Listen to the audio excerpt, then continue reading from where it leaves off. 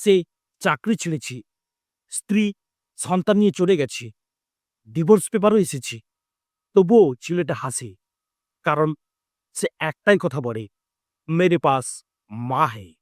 হ্যাঁ ভাইরা, স্কুল কলেজে পড়াশোনার সময় একটা হিন্দি সিনেমার ডায়লগ শুনেছিলাম, আজ মেরে পাস বিল্ডিং হ্যায়, প্রপার্টি হ্যায়, ব্যাংক ব্যালেন্স হ্যায়, বাংলা হ্যায়, গাড়ি হ্যায়, তোমারে পাস ক্যা হ্যায়? প্রত্যুত্তরে তার সামনে থাকা ছেলেটি হাসি মুখে বলেছিল, মেরে পাস মা হ্যায়। এই এক লাইনের ভেতরেই লুকিয়ে আছে একটা মানুষের পুরো দুনিয়া। বাংলাদেশের এক যুবকের ভিডিও আজ ভাইরাল। সে চাকরি ছেড়ে দিয়েছে, কারণ তার মা অসুস্থ।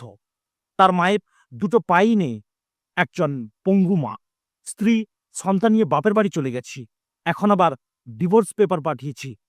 তার অপরাধ একটাই, সে নাকি বেশি বেশি করে মা মা করে। ইউটিউবাররা প্রশ্ন করছি, ভাই কষ্ট লাগে না?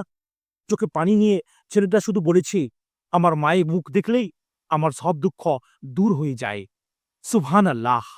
এই কথাটা বুঝতে পারলে দুনিয়ার সব প্রশ্ন থেমে যেত।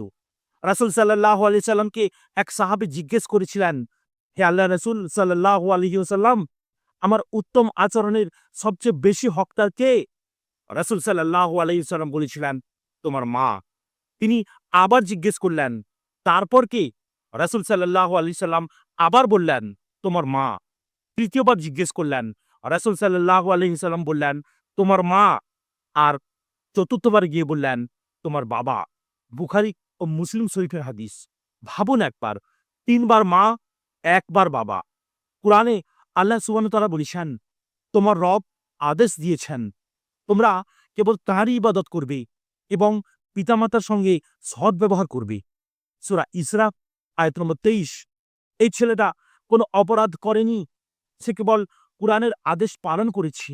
সে কেবল নবী সাল্লাল্লাহু আলাইহি সাল্লামের শেখানো পথে হেঁটেছে। দুনিয়া তাকে হারা বলে, কিন্তু আল্লাহর কাছে সে একজন বিজয়ী সন্তান। স্ত্রী চলে যেতে পারে, চাকরি ছেড়ে দিতে হতে পারে, কিন্তু যে সন্তানের কাছে মায়ের হাসি আছে, তার কাছে দুনিয়ার সবচেয়ে বড় সম্পদ আছে। হয়তো আজ সে একা, কিন্তু কিয়ামতের দিনে সে বলবে, মেরে পাস মা হ্যায়, আর আমার রব খুশি। সেদিন একজন যুবক দাঁড়িয়েছিল আল্লাহ রাসূল সাল্লাল্লাহু আলাইহি সাল্লামের সামনে, চোখে আগুন, বুক ভরা ইচ্ছা। হে আল্লাহর রাসূল, আমি জিহাদে যেতে চাই। চারপাশে সবাই ভাবছে, কি সাহসী যুবক, কি বড় নিয়ত।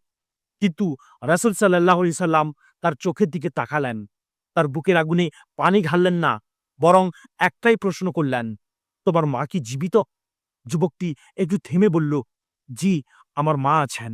রাসূল সাল্লাল্লাহু আলাইহি ওয়াসাল্লাম তখন এমন এক কথা বললেন, যে কথা আজও কোটি সন্তানের হৃদয় কাঁপিয়ে দেয়।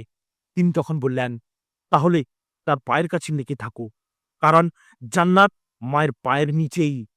সেই মুহূর্তে জিহাদের ডাক থেমে গেল, তলোয়ারের স্বপ্ন ভেঙে গেল, আর জন্ম নিল একজন মায়ের খাদেম। হয়তো সে যুদ্ধক্ষেত্রে গেল না, কিন্তু সে গেল এমন এক জায়গায় যেখানে ফেরেশতারাও নীরব হয়ে যায়, মায়ের পায়ের কাছে। সন্তানের হাত যখন মায়ের কাঁপা পা ছুঁয়ে যায়, মায়ের চোখে যখন এক ফোঁটা শান্তির জল নামে, তখন আল্লাহ বলেন, এই সন্তানের জন্য আমি জান্নাত লিখে দিচ্ছি। আজ যারা বলে শুধু মা করিস কেন, তারা জানে না মায়ের সেবা করা মানে দুনিয়ার কাজ ছেড়ে দেওয়া না, বরং আখিরাতকে বেছে নেওয়া।